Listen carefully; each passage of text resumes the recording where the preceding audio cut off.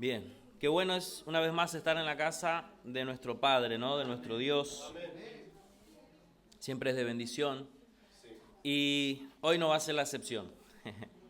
El Señor seguro que de este lugar vamos a salir bendecidos.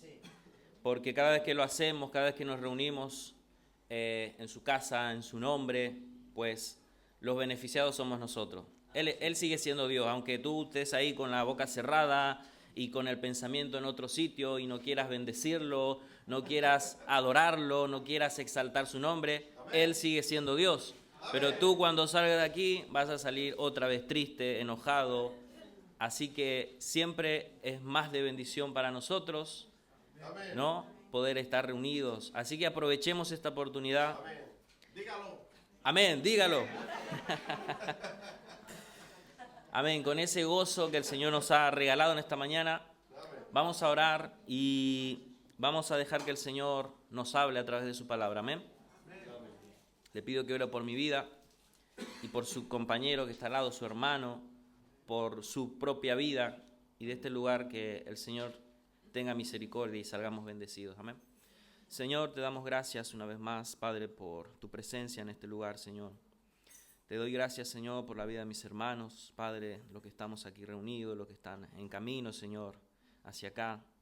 Señor, somos muy bendecidos, Señor, de poder reunirnos, Señor, en un sitio donde podemos, Señor, reunirnos, Señor, con hermanos, a poder escuchar tu palabra, a poder, Señor, oírla, a poder cantar todos juntos, Señor, de lo grande que eres tú, de, Señor, las maravillas que has hecho en nuestras vidas, del milagro de salvación que has traído en nuestras vidas, Señor. Es una bendición muy grande y somos muy, muy privilegiados, Señor. Te pido, Padre, en esta hora de que, Señor, uses mi vida, me des de tu gracia, Señor, para poder compartir tu palabra. Señor, esa palabra que nunca vuelve vacía, Señor, esa palabra que es vida, esa palabra que nos da esperanza, esa palabra que nos anima, Señor. Eres tú, Señor, que a través de ella nos dice, Señor, no temas. Eres tú, Señor, el que a través de ella nos dice que estarás con nosotros, Señor, en las dificultades. Eres tú, Señor, en tu palabra, hablándonos, Señor, diciéndonos de que si creemos en ti tendremos vida eterna, Señor. Amén. Padre, por eso te pido que esta mañana, Señor, Señor, nos abras nuestras mentes, Señor, aquel que ha venido con el corazón, Señor, y con la mente en otras cosas, en pensamientos que no son, Señor, de este sitio, que no son, Señor, de provecho en este sitio. Señor, te pido que tú, Señor, toques su corazón, toques su vida, toques su mente, y que de este lugar, Señor, salgamos bendecidos, cada uno de nosotros, a través de tu palabra, Señor. Eres tú, Señor, quien esparce esa semilla, Señor, eres tú quien riega, Señor, pero Señor, hay veces que tu palabra cae en tierra buena, hay veces que tu palabra cae, Señor, en sitios donde hay piedras, donde hay espinos. Pues, Señor, te pedimos, Padre, de que seas tú también, Señor, quitando esas piedras, quitando esos espinos, y que tú puedas dar buen fruto a través, Señor, de tu palabra en nuestras vidas, Señor. Te lo pedimos, Señor, en el nombre de Jesús. Amén, amén, y amén. Bien, vamos a seguir con el capítulo 17 de Primera de Reyes, así que lo invito a que abra su Biblia allí. Primera de Reyes, capítulo 17. Venimos dando un estudio o una serie de estudios ya hace un tiempo, yo creo que más de un año, ¿no? De libros de la Biblia, ¿no? Creo que empezamos con Josué, y fuimos siguiendo así uno tras otro. Ahora estamos en Primera de Reyes, un libro histórico, un libro que tiene mucho del Señor. Es histórico porque ha sucedido. Entonces no es histórico, ¿no?, de historias inventadas, de cuentos. Es un libro histórico porque ha sucedido en la historia de la humanidad. El Señor se ha revelado, el Señor ha hablado, el Señor ha hecho maravillas y está escrito aquí en su palabra. Y Primera de Reyes es uno de los libros históricos de la palabra. Amén. Y ha sido de mucha bendición lo que hemos aprendido durante estos últimos domingos. Y el domingo pasado pues dimos la primera parte de este capítulo. Es como la aparición del profeta Elías, ¿no?, para el pueblo de Israel, que se presentó delante del rey Acab. ¿Recuerdan, no, más o menos la historia? De igual manera vamos a leerlo una vez más para aquel que por ahí no está contextualizado. Amén. Versículo 1 dice, entonces Elías Tisbita, que era de los moradores de Galaad, dijo a Acab, vive Jehová Dios de Israel, en cuya presencia estoy, que no habrá lluvia ni rocío en estos años, sino por mi palabra. Y vino a él palabra de Jehová diciendo, apártate de aquí y vuélvete al oriente y escóndete en el arroyo de Querit, que está frente al Jordán. Beberás del arroyo, y yo he mandado a los cuervos que te den allí de comer. Y él fue e hizo conforme a la palabra de Jehová, pues se fue y vivió junto al arroyo de Querit, que está frente al Jordán, y los cuervos le traían pan y carne por la mañana, y pan y carne por la tarde, y bebía del arroyo. Pasados algunos días se secó el arroyo, porque no había llovido sobre la tierra. Versículo 8. Vino luego a él palabra de Jehová diciendo, levántate, vete a Serepta de Sidón y mora allí. He aquí yo he dado orden allí a una mujer viuda que te sustente. Versículo 10. Entonces él se levantó y se fue a Serepta, y cuando llegó a la puerta de la ciudad, he aquí una mujer viuda que estaba allí recogiendo leña, y él la llamó y le dijo, te ruego que me traigas un poco de agua en un vaso para que beba. Y yendo ella para traérsela, él la volvió a llamar y le dijo, te ruego que me traigas también un bocado de pan en tu mano. Y ella respondió, vive Jehová tu Dios, que no tengo pan cocido, solamente un puñado de harina tengo en la tinaja y un poco de aceite en la vasija. Y ahora recogía 2 leños para entrar y prepararlo para mí y para mi hijo, para que lo comamos y nos dejemos morir. Elías le dijo, no tengas temor, ve y haz como has dicho, pero hazme a mí primero de ello una pequeña tarta cocida debajo de la ceniza y tráemela, y después harás a ti y para tu hijo, porque Jehová Dios de Israel ha dicho así, la harina de la tinaja no cesará, ni el aceite de la vasija disminuirá, hasta el día en que Jehová haga llover sobre la faz de la tierra. Entonces ella fue e hizo como le dijo Elías, y comió él y ella y su casa muchos días. Y la harina de la tinaja no escaseó, ni el aceite de la vasija menguó, conforme a la palabra de Jehová había dicho por Elías. Después de estas cosas, aconteció que cayó enfermo el hijo de la ama de casa, y la enfermedad fue tan grave que no quedó en él aliento. Y ella dijo a Elías, ¿qué tengo yo contigo, varón de Dios? ¿Has venido a mí para traer a memoria mis iniquidades y para hacer morir a mi hijo? Él le dijo, dame acá tu hijo. Entonces él lo tomó de su regazo y lo llevó al aposento donde él estaba y lo puso sobre la cama y clamando a Jehová dijo, Jehová Dios mío, aún a la viuda en cuya casa estoy hospedado has afligido, haciéndole morir a su hijo. Y se tendió sobre el niño 3 veces y clamó a Jehová y dijo, Jehová Dios mío, te ruego que hagas volver el alma de este niño a él. Y Jehová oyó la voz de Elías, y el alma del niño volvió a él y revivió. Tomando luego Elías al niño, lo trajo del aposento a la casa y lo dio a su madre, y le dijo Elías, mira, tu hijo vive. Entonces la mujer dijo a Elías, ahora conozco que tú eres varón de Dios y que la palabra de Jehová es verdad en tu boca.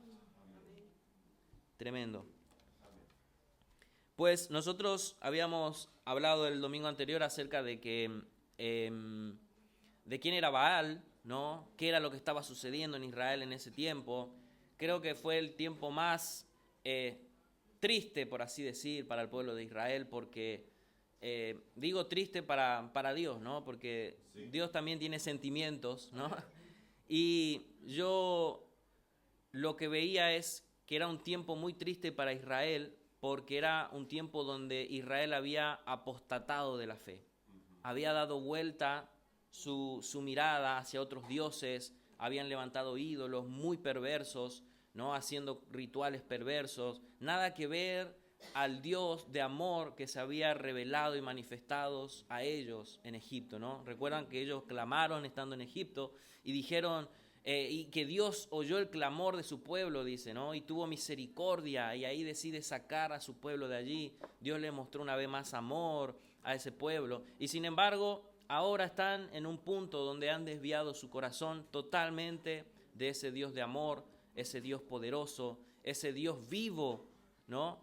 Entonces, aquí vemos cómo Dios otra vez aparece en ese momento, cuando todo Israel estaba enfocado en otras cosas, en la idolatría.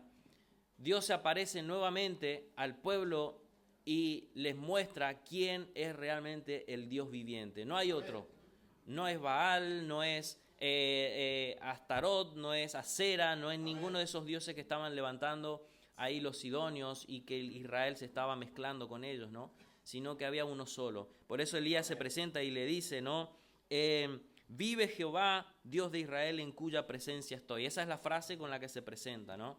Y ahí lo desafía, y luego Dios lo manda a que se aparte y se vaya a un sitio que se llama el arroyo de Querit, ¿no? Y yo tengo apuntado acá lo que significa Querit, pues yo pensaba, ¿no? Yo quiero compartir desde el versículo 8 ahora, porque ya más o menos estamos en contexto. Dice, vino luego a él palabra de Jehová diciendo, levántate, vete a Serepta de Sidón y mora allí. He aquí yo he dado orden allí a una mujer viuda que te sustente. Versículo 10. Entonces él se levantó y se fue a Sarepta. Me detengo ahí porque después de todo lo que estaba sucediendo, después de que Dios lo mandó a un sitio que se llama Querit, yo tengo el significado de la palabra Querit, significa cortar, talar, separar, separación, ¿no? Un quiebre. Y yo entendía a través, porque todo tiene un significado en la palabra, nada es casualidad. Los nombres y los lugares, todo tiene una simbología, por así decirlo. El Señor no habla porque sí. Y cuando yo pensaba en esto y digo, ¿por qué el Señor lo mandó a Elías a ese sitio? Yo creo que Dios estaba preparando a Elías para algo mucho más grande todavía. Él tenía que presentarse ante todos los profetas de Baal, eran 450, desafiarlos, ¿no? No solo eso, había orar y que fuego descienda, hablar y que el agua, la lluvia vuelva a caer, ¿no? Sobre la faz de la tierra.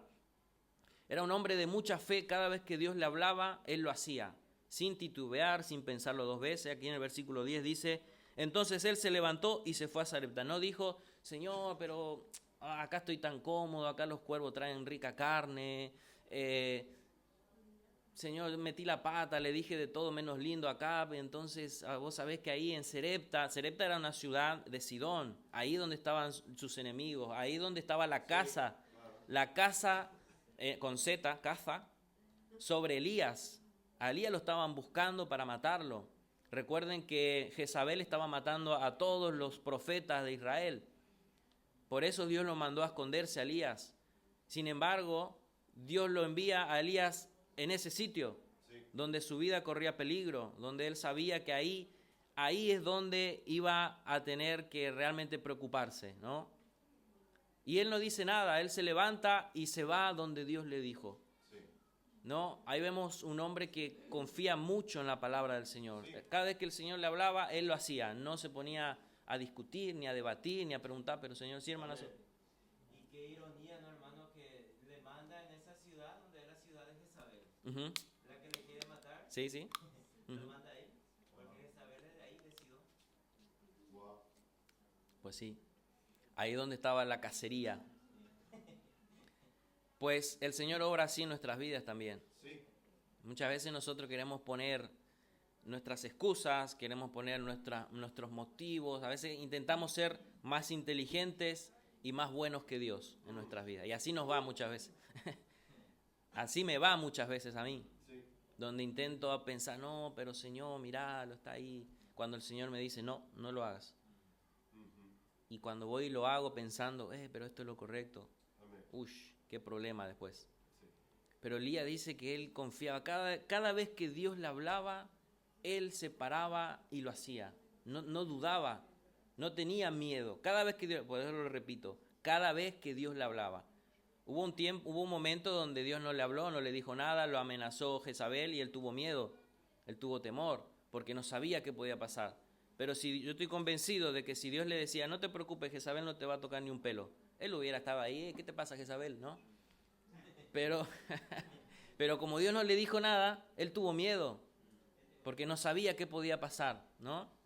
Yo lo veo de esa manera. Pero a mí me asombra eso, ¿no? De que él hacía lo que Dios le decía. No tenía esa duda cuando Dios le hablaba. Y la palabra de Dios, ¿cuántas veces nos habla y nosotros seguimos cuestionando muchas veces, ¿no? La palabra de Dios se manifiesta, se presenta en nuestras vidas y cuestionamos. Recuerden que a él lo alimentaron los cuervos, que eran animales inmundos, y él no cuestionó.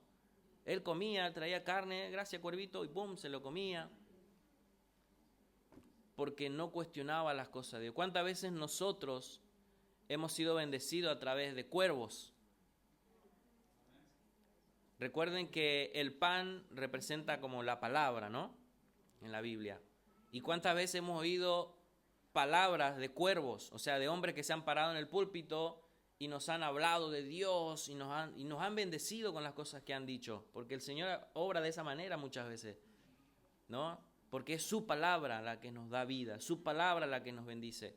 No esa persona, no ese hombre. Y ahí el pan y la carne era lo que lo estaba alimentando, no eran los cuervos, era Dios a través de los cuervos, ¿no? Pero aún así nosotros cuestionamos, aún así nosotros decimos, no, Señor, pero yo no voy a recibir ninguna palabra de ese hombre, no, porque ese es un pecador, conozco su vida, sé lo que hace fuera del púlpito,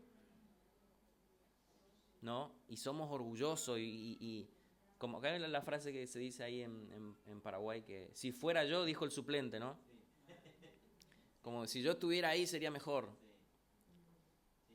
Y así vivimos muchas veces. Pero acá tenemos el ejemplo de Elías, que él no cuestionaba lo que Dios le decía. Dice que él se levantó y se fue para allá. Cuando primero le dijo que se escape de los sidonios, que se fuera a un sitio.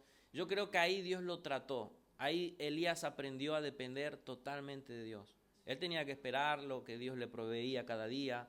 Tenía que esperar que el agua le siga dando agua, ¿no? O sea, que el río le siga dando agua, el arroyo.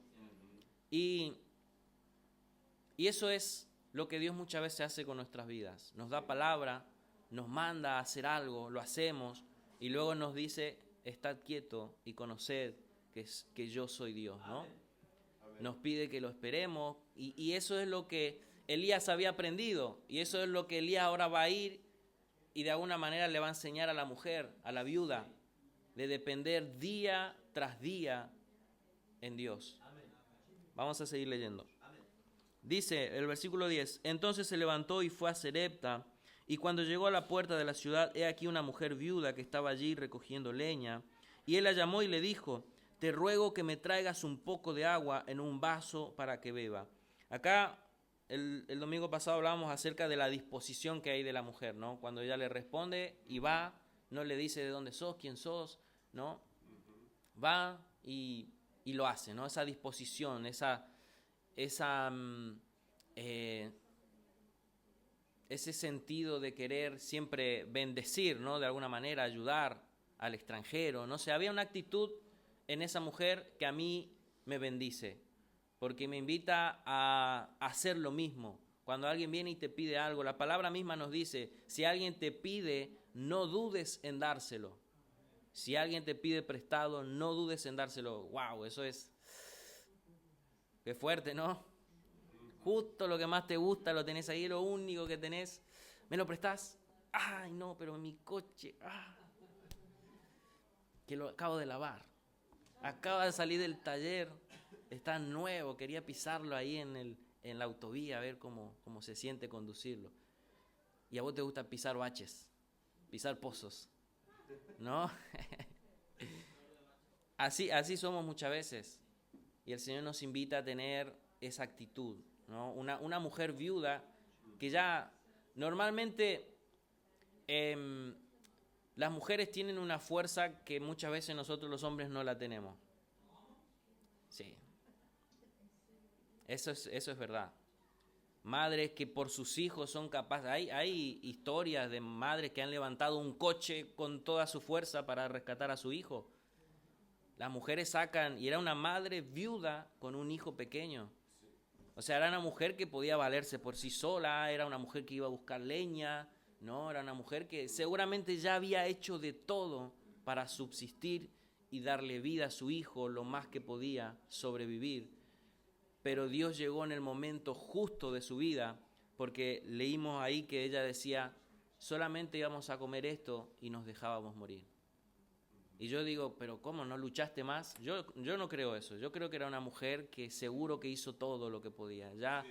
Ya no tenía esperanzas, porque ya lo había hecho todo. Porque yo entiendo eso, ¿no? De una mujer que es viuda, una mujer que tiene un hijo pequeño, es una mujer que seguramente lucha el doble de lo que lucharía si estuviera sola, ¿no?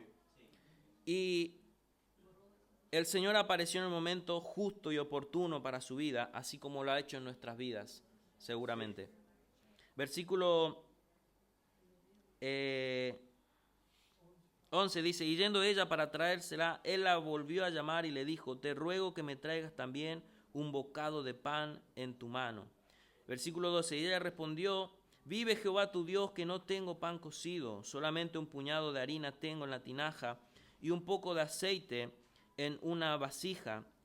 Y ahora recogía 2 leños para entrar y prepararlo para mí y para mi hijo, para que lo comamos y nos dejemos morir. Esa era la actitud que ella tenía en ese momento. A pesar de que ya estaba todo perdido para ella, ¿no? Aparece alguien y le pide lo único que tenía, ¿no? Y ella le comenta la situación. ¿Por qué Elías había venido tan cansado y tan hambriento? Porque dice que, yo leí de que de Querit, donde estaba Elías, hasta Sarepta, habían 160 kilómetros. Y no había Uber, no había Bolt, ¿no? No había autobuses. Había, sí, un burro tal vez, no sé. Yo creo que no tenía eso tampoco. Fue andando 160 kilómetros. Esos son 3 días de caminata. Nosotros estamos trabajando ahora con los chicos en Estepona, pasando Estepona. Son 70 kilómetros hasta allá y 70 para volver. Hacemos 140 kilómetros por día, ¿no? En viaje y nos quejamos. Y vamos en coche, ¿no? Y decimos, esto es re lejos, a ver si el jefe nos pone un sitio más cerca y estamos. Nos quejamos porque queremos, porque nos gusta, ¿no? Porque tenemos algo para hablar ahí en el coche también. Pero gracias al Señor tenemos trabajo, amén. Lo hacemos porque si no, ¿de qué vamos a hablar en el coche?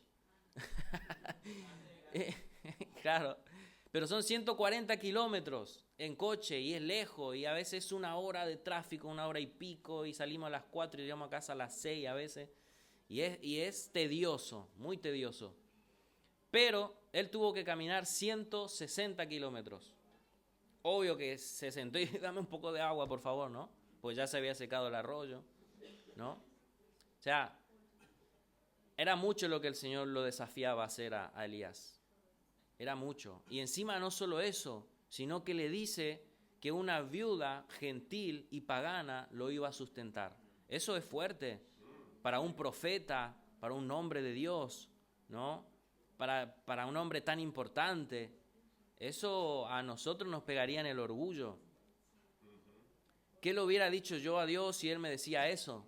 Yo le hubiera dicho un montón de cosas. Señor, no, pero no, ya me diste un cuervo, apenas lo agarraba ahí con un palo para comer eso. Ahora me estás mandando a que una viuda me va a sustentar. Pero eso cómo puede ser. No sé, tal vez le diría eso al Señor. Porque somos así. Pero Él le dijo, he ordenado para que una viuda te sustente. Y él se levantó y se fue en marcha 160 kilómetros andando. Sin agua, sin comida. Y claro que cuando llega le va a pedir un vaso de agua, por lo menos. Y la mujer dispuesta a hacerlo, aunque no tenía nada. Le pide comida y le comenta la situación. Y ahí viene palabra del Señor. Y miren lo que le dice en el versículo 12. Seguimos leyendo, leemos todo el versículo 12. Y ella respondió, vive Jehová tu Dios, que no tengo pan cocido, solamente un puñado de harina tengo en la tinaja y un poco de aceite en una vasija. Y ahora recogía 2 leños para entrar y prepararlo para mí y para mi hijo, para que lo comamos y nos dejemos morir. Elías le dijo, no tengas temor, ve, hazlo como has dicho, pero hazme a mí primero en ello una pequeña tarta cocida debajo de la ceniza y tráemela. Después harás para ti y para tu hijo. Esto ya es mucho de parte de Elías, ¿no? Ya mucho atrevimiento de Elías. Encima que le está diciendo no tengo nada, le dice, no, está bien, no tengas miedo, hacé como te estoy diciendo, porque el Señor dijo esto y lo otro. Pero primero, mira, hacerlo así de esta manera, ¿no? Ya le estaba poniendo condiciones encima, ¿no? Un poco atrevido Elías, pero él sabía que todo estaba bajo control, porque Dios ya lo había ordenado. Amén. Qué lindo saber eso, ¿no? Qué lindo saber de que ya todo está cocinado, de que ya todo está hecho, de que ya no tenemos que hacer más nada, sino solamente creer. Qué lindo eso, ¿no? Pues eso es lo que el Señor nos ha dado. Cristo ya lo ha hecho todo en esa cruz. Cristo ya lo ha hecho todo. Cuando Él resucitó, hermanos, eso fue la firma o la evidencia de que Dios aceptó el holocausto, que Dios aceptó el sacrificio. Amén. Muchas veces estábamos dando hace unos días estudio acerca de la resurrección. ¿Por qué es tan importante la resurrección de Cristo para nosotros? Porque ese es el sello, esa es la evidencia de que Dios aceptó ese sacrificio de Cristo, que fue perfecto, que fue grato para Dios el Padre. Amén.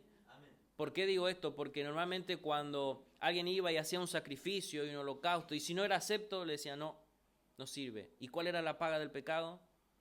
La muerte. ¿Cuál era la paga del no perdón? La muerte. Entonces, si no hubiera sido acepto el sacrificio de Cristo en esa cruz, Cristo no hubiera resucitado. Pero como la dádiva de Dios es la vida, ¿no? Entonces Dios le dio vida a Cristo, lo hizo resucitar entre los muertos, como diciendo, acepto ese sacrificio, te perdono, ¿no? Pero no a Cristo, a nosotros, porque Él se hizo pecado por nosotros. Entonces eso nos da a nosotros vida, nos da esperanza, nos da la bendición de saber que hemos sido perdonados, hermanos. Amén, de que ha sido acepto ese sacrificio. Entonces, esta mujer estaba experimentando cosas que nunca había experimentado. Primeramente, la palabra de Dios. Porque miren lo que le dice en el versículo 14. Porque Jehová, Dios de Israel, ha dicho así: la harina de la tinaja no escaseará, ni el aceite de la vasija disminuirá, hasta el día en que Jehová haga llover sobre la faz de la tierra. Eso es palabra de Dios, porque Él dijo, así ha dicho Jehová. Ella ha recibido la palabra de Dios, ¿no? Recibió palabra de Dios. ¿Y qué hizo ella? Versículo 15. Entonces ella fue e hizo como le dijo Elías. Amén. Ella creyó, ella obedeció. Ella no se puso, no, Elías sí, está bien, tu Dios puede ser, pero mira aquí tenemos muchos dioses y uno dice hace esto y lo otro, y están haciendo cosas y no llueve, no pasa nada. ¿Por qué voy a creer en tu Dios? ¿Por qué voy a creer en que lo que vos estás diciendo es así? ¿No? Eso hubiera sido un orgullo muy grande en su corazón. Eso hubiera sido soberbia. Y usted sabe que hay mucha gente que de esa manera responde cuando escuchan la palabra de Dios. ¿Por qué voy a creer en lo que me estás diciendo? Si hay muchos dioses, en la India tienen 3 millones de dioses, en China tienen otros dioses, acá tienen otros dioses. ¿Por qué debo de creer de que tu Dios es el verdadero? Eso es orgullo, eso es soberbia, y eso no permite al hombre creer. Pero esta mujer estaba sin esperanzas, no merecía nada de lo que estaba por recibir. No había recibido nada aún, solamente un hombre que vino a quitarle cosas, lo último que tenía, porque es así, vino a pedirle. Y eso es lo que Dios hace cuando se presenta en nuestras vidas, hermano. Cristo hace eso. Primeramente nos pide, ¿qué nos pide? Que le entreguemos nuestra vida. Entrégame todo lo que tienes. Nuestra vida nos pide Cristo, hermano. Eso es lo que va a hacer, lo primero que va a hacer cuando alguien se presenta y te da palabra de Dios. Cuando Dios se presenta a tu vida, lo primero que va a pedirte es tu vida, lo que tienes, la última esperanza que tienes, ¿no? Para seguir viviendo. Ella le estaba entregando su vida con ese puñado de harina y ese poquito de aceite, No le estaba diciendo, bueno, tal vez ahí rebuscando. Ya no tenía más nada, hermanos. Ella le estaba entregando su vida a Dios. Amén. Y dice que ella entonces fue e hizo como le dijo Elías. Y comió él y ella y su casa muchos días. La harina de la tinaja no escaseó, ni el aceite de la vasija menguó, conforme a la palabra que Jehová había dicho por Elías. Eso es tremendo. Yo lo decía el domingo pasado. Cada vez que ella iba a agarrar un puñado de harina, aparecía otro. Y, ¿cómo es eso? No, me imagino así. Yo haría eso. Y agarraba el aceite, pic, tiraba un poquitito y aparecía la misma cantidad. Un poquito más, pic, aparecía la misma cantidad otra vez. Y así, ¿no? Porque es maravilloso. Y yo pensaba y decía, ¿por qué el Señor no le dio de una vez todo? ¿No? ¿Por qué el Señor no le dijo, mira, ahí te voy a hacer un granero enorme y ahí vas a tener harina a patada para hacer lo que quieras y te voy a dar aceite en litros y litros y no te va a faltar? ¿No? Porque el Señor sabía en qué momento iba a volver a llover. Él sabía qué cantidad tenía que darle de una vez y por todas. Pero yo creo que eso hubiera sido muy peligroso para la viuda, ¿no? Porque así es que nosotros siempre vivimos en el Señor, dependiendo día tras día de la gracia de Dios. El Señor nos da lo que necesitamos, justo lo que necesitamos. Voy a leer Éxodo capítulo 16, una historia que seguramente la conocen.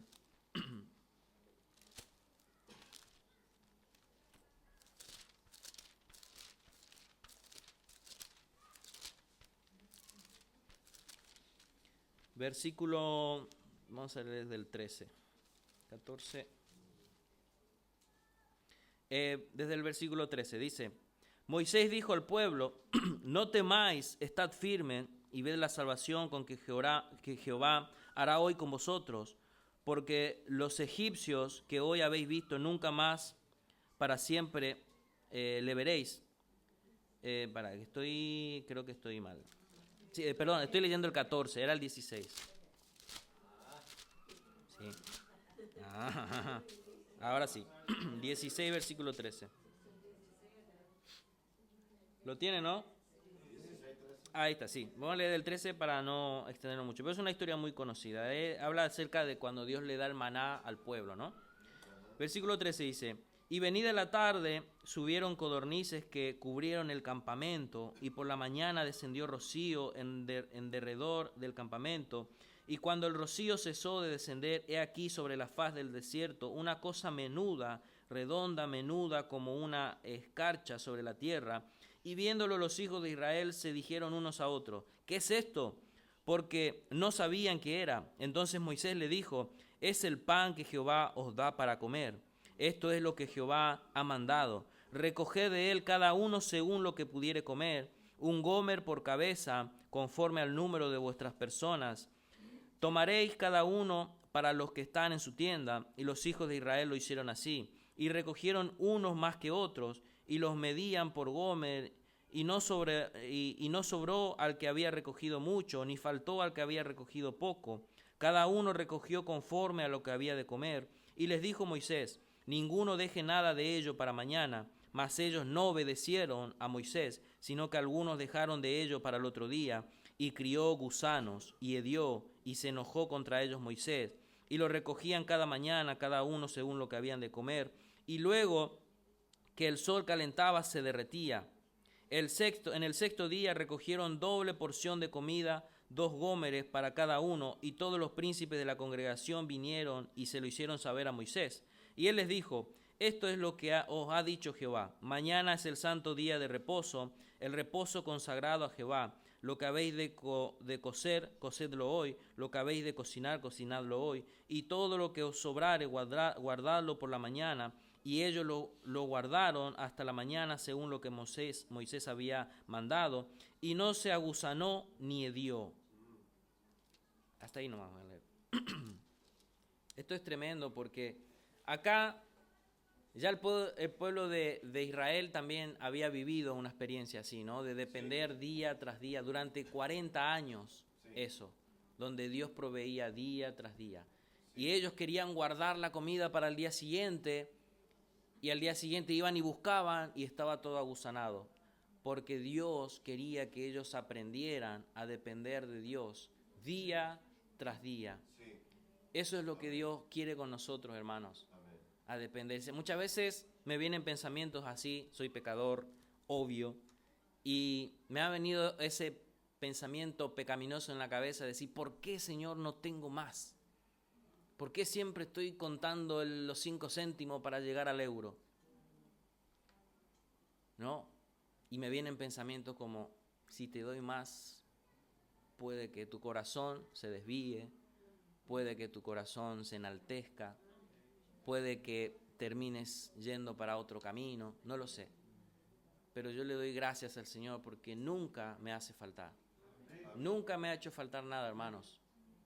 Gracias a Dios siempre hemos tenido. Y tengo 4 hijos y soy extranjero en un país donde hay que trabajar mucho para poder tener.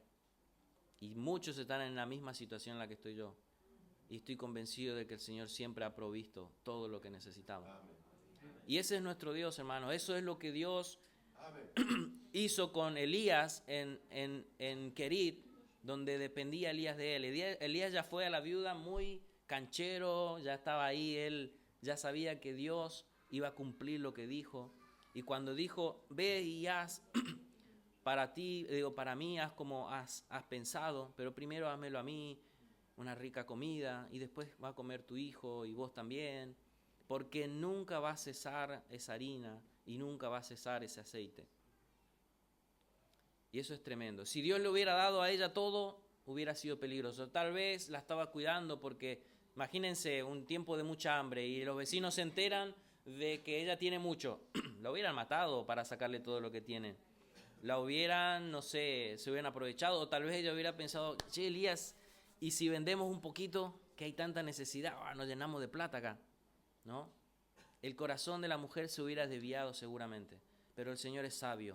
Él nos da justo lo que necesitamos. Amén. Amén. Después de estas cosas, el versículo 17, aconteció que cayó enfermo el hijo de la ama de casa, y la enfermedad fue tan grave que no quedó en él aliento. Y ella dijo a Elías, ¿qué tengo yo contigo, varón de Dios? ¿Has venido a mí para traer a memoria mis iniquidades y para hacer morir a mi hijo? Yo me detenía en esto y digo, ¿por qué la mujer decía, has venido aquí para traer a memoria mis iniquidades? Recuerden que estuvo muchos días con Elías en la casa, comiendo. Yo creo que Elías le predicó. Yo creo que tal vez la mujer, curiosa, y haciéndole el pan, y le dice, ¿y por qué ustedes los hebreos creen esto? ¿Y por qué ustedes los hebreos no sacrifican a sus hijos para que llueva? ¿No? Porque ella era una mujer sidonita, se dice, no sé, ¿no? Donde adoraban a Baal. Ella tenía la cultura, ella tenía el conocimiento de lo que le habían enseñado, lo que había visto durante años, ¿no? Una Sidonia. Entonces, claro, entonces yo me imagino, tal vez, no dice la Biblia eso, pero si pasaron muchos días, no creo que estén en silencio desde el momento que llegó Elías hasta ese momento donde muere el hijo, ¿no? Seguramente habrán hablado. Y Elías le dice, no, porque Dios es esto, Dios es lo otro, el verdadero Dios es esto y lo otro. Por eso nosotros guardamos, no tenemos relaciones antes del matrimonio, por eso nosotros no matamos, porque la Biblia dice no matarás. No sé, le habrá dicho cosas y ella ahí pensando, y entonces yo soy una terrible pecadora, pensando, ¿no? Así. Ahí llega el momento donde su hijo muere y lo primero que ella piensa es, esto es castigo de Dios por todo lo que me dijo Elías que yo he hecho. Lo primero que el Señor hace cuando viene palabra de Dios es confrontarnos a nuestros pecados. Sí. Nos hace ver que estamos mal delante de Él. Amén. Nos hace ver de que merecemos la muerte, que la muerte merece estar en nuestra vida, en nuestra familia. Y eso es lo que ella piensa. ¿Ha venido acá solamente para decirme todo lo malo que he hecho delante de Dios? Porque si la paga del pecado es muerte, por eso mi hijo está muriendo. Ha muerto, pues ya había muerto, ¿no? Y sin embargo, Elías piensa y dice, ¿no? Versículo 19. Él le dijo, dame acá tu hijo. Entonces él la tomó de su regazo y lo llevó al aposento donde él estaba y lo puso sobre su cama y clamando a Jehová dijo, dice clamando, como no recriminando, sino como una actitud de reverencia, una actitud de dolor, pero rogando. Eso puede ser un buen término también. Y dice, Jehová Dios mío, aún a la viuda en cuya casa estoy hospedado has afligido, haciéndole morir su hijo. Y se tendió sobre el niño 3 veces y clamó a Jehová y dijo, Jehová Dios mío, te ruego que hagas volver el alma de este niño a él. Eso es tremendo. Fíjense la actitud en la oración de Elías, una actitud noble, una actitud de reverencia, de respeto, de honra. No había soberbia en esa oración, no decía, declaro que ahora este niño se sana, decreto y ordeno a los ángeles, ¿no? Que muchas veces hemos escuchado ese tipo de oraciones, ¿no? Sí. ¿Y este de dónde salió? ¿No? Había una actitud de reverencia, de respeto, sí. Una humildad en esa oración. Te ruego, Señor, sí, que hagas volver el alma de este niño. Y dice versículo 22, y Jehová oyó la voz de Elías, y el alma del niño volvió a él, y revivió. Amén. Tomando luego Elías al niño, lo trajo del aposento a la casa, y lo dio a su madre, y le dijo Elías, mira, tu hijo vive. Eso es tremendo, porque hay una cosa, recuerden que el domingo pasado hablamos acerca de que los sidonios creían de que la vida estaba en Baal, que Baal era el dios de la vida, el dios del sol, el dios que hacía florecer el cultivo, el dios que mandaba la lluvia para dar vida. Por eso ellos sacrificaban a sus hijos en rituales para Baal. Eso es tremendo. Dios acá está mostrando que Él es el Dios de la vida, que no hay otro, Él es el Dios viviente, ¿no? Eso es lo que estamos viendo acá. La viuda, ¿sí, hermano? La diferencia entre su Dios Baal y Dios es que le daban a su hijo a Baal como muerte y Dios le devolvió a su hijo en vida. Amén. Amén, amén. Eso es. Todo lo contrario. Sí, sí. Es eso. Baal exigía vida, ¿no? Porque él es muerte. Sí. La palabra dice que el enemigo vino a matar, a destruir, sí, a robar. Eso es el enemigo, eso es lo que Satanás hace con la humanidad. Sí. Pero Dios es un Dios de vida. Amén. La mujer estaba experimentando ahí que hay un solo Dios y que ese Dios no es muerte. Mientras todos en Israel, aún los israelitas, en Sidón, en toda esa zona, en todo el mundo, estaban dando a sus hijos en sacrificio, y tal vez había matrimonios que ya le quedaban, no tenían hijos porque ya se estaban muriendo de hambre ellos, no querían morir, mataban a sus hijos. Eso es orgullo, eso es soberbia, eso es triste. Pues eso es lo que se estaba viviendo todo alrededor de la casa de esta viuda. Padres dando a sus hijos en sacrificio, llevándolos a la muerte. Pero Dios aparece y dice, no, yo soy el único Dios. Y como Dios, el único, yo no pido muerte, yo soy un Dios de vida. Y si acá hay muerte, ahora, pues yo te voy a mostrar que yo soy un Dios que da vida. Y así fue como Dios muestra y expulsa la muerte de la vida de esta mujer.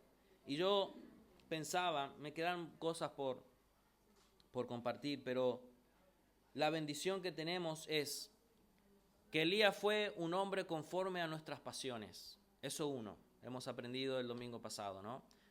Voy a ir a ese punto. Santiago capítulo 5, versículo 17.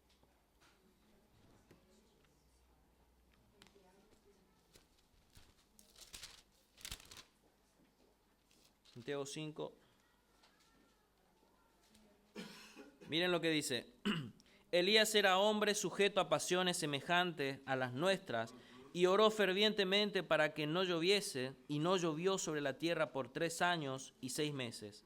Y otra vez oró, y el cielo dio lluvia, y la tierra produjo frutos. Fíjense lo que dice el 19. Hermanos, si alguno de entre vosotros se ha extraviado de la verdad, y alguno le hace volver, sepa que el que haga volver al pecador del error de su camino, salvará de muerte un alma, y cubrirá multitud de pecados. Amén. Eso es tremendo. Pero yo me quiero detener en cuanto a lo que dice de Elías. Ciertamente él era un hombre sujeto a pasiones igual semejantes a las nuestras. Cuando habla la palabra pasiones, yo tengo apuntado que otra palabra que se puede decir sobre pasiones es sentimientos, ¿no? Que era sujeto a los sentimientos, igual que nosotros. Era un hombre que también tuvo miedo. Vamos a leer más adelante en el capítulo 19 que lo amenaza Jezabel y él tiene miedo y va y se esconde, ¿no? Y Dios lo busca y él le dice, no, pero soy el único que está acá y todos han pecado, ¿no? Y el Señor le dice, no, pero levántate que todavía te queda mucho por hacer, ¿no? Era un hombre que también era débil en sus emociones, en sus sentimientos, pero Santiago acá le está hablando a hermanos. El contexto, y vamos a leer el versículo 7 y 8, porque no quiero extenderme mucho. El versículo 7 dice, por tanto, hermanos, tened paciencia hasta la venida del Señor. Mirad cómo el labrador espera el precioso fruto de la tierra, aguardando con paciencia hasta que reciba la lluvia temprana y tardía. Tened también vosotros paciencia y afirmad vuestros corazones, porque la venida del Señor se acerca. Amén. Versículo 13. Dice, ¿está alguno entre vosotros afligido? Haga oración. ¿Está alguno alegre? Cante alabanza. ¿Está alguno enfermo entre vosotros? Llame a los ancianos de la iglesia y oren por él, y ungiéndole con aceite en el nombre del Señor. Y sigue hablando. Lo que Santiago está haciendo acá es dando ánimo a los hermanos que estaban bajando sus brazos, amén, que estaban desanimados, ¿no? Hermanos que decían, no, pero estamos sufriendo, nada pasa y Cristo no viene. Y Santiago les da ánimo y le dice ahí, recuerden que Elías era un hombre conforme a nuestras pasiones, sujeto a las mismas pasiones. Pero él oraba y caía agua, oraba y fuego descendía. Él oraba y la lluvia paraba. Era un hombre de mucha fe, a pesar de sus sentimientos, a pesar de sus emociones, a pesar de sus miedos, a pesar de sus temores. Lo que Santiago le estaba diciendo a los hermanos y lo que nos dice a nosotros Dios es de que tengamos fe, de que creamos de que Él está con nosotros. A pesar de nuestros sentimientos y nuestras pasiones y nuestras emociones, Dios es quien pelea y está con nosotros. Amén. Y esta mujer experimentó lo mismo que hemos experimentado nosotros. Ha experimentado palabra de Dios en su vida cuando no tenía esperanza. Intente pensar su vida mientras voy citando. No tenía esperanzas. Se presenta un hombre de Dios, le predica la palabra, le habla palabra de Dios. Amén, vamos bien hasta ahí, yo estoy todavía en esa lista. Estoy cumpliendo los requisitos. Cada vez que digo, cumplo los requisitos. Recibió palabra de Dios. Amén. Dios le pidió su vida. Estoy ahí. Dios le mostró de que con Él se vive gracia sobre gracia sobre gracia, día tras día, sustento tras sustento. Yo estoy en esa lista. Amén. Cuando la palabra de Dios vino a mi vida, me confrontó y me hizo ver que soy un pecador, que necesito la salvación, que necesito a ese único Dios viviente, que no hay otro Dios. Estoy en esa lista también. Y cuando Dios me dio vida, experimenté que he sido resucitado para vida eterna en Cristo Jesús. Cumplo todos los requisitos que esta mujer estaba experimentando. Palabra de Dios, gracia sobre gracia. El Señor nos pide nuestra vida, porque ya no vivimos nosotros hoy, sino Cristo vive en nosotros. Amén. Y ahora el Señor nos pide que sigamos confiando en Él, día tras día, porque Él nos ha prometido vida eterna.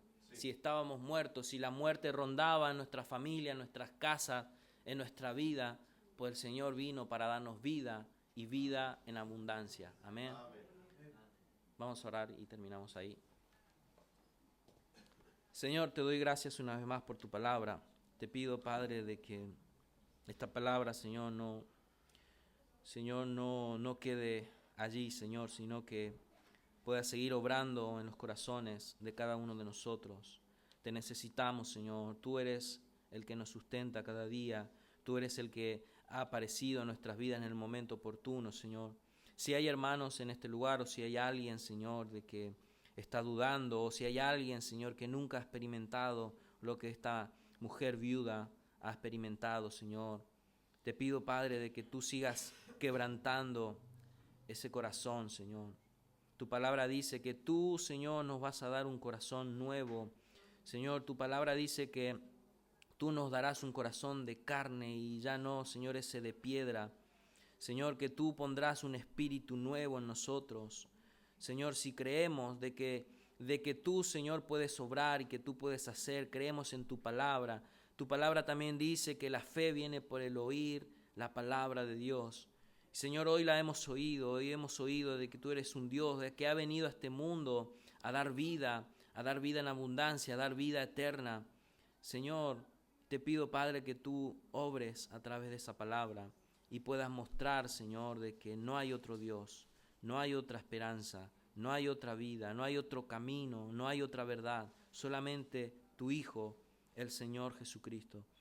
Te doy gracias por la vida de mis hermanos, te doy gracias por este momento y te pido, Señor, que sigas obrando, Señor, lo que resta de este día, que es tu día, Señor. Te damos gracias en el nombre de nuestro Señor Jesucristo. Amén, amén y amén.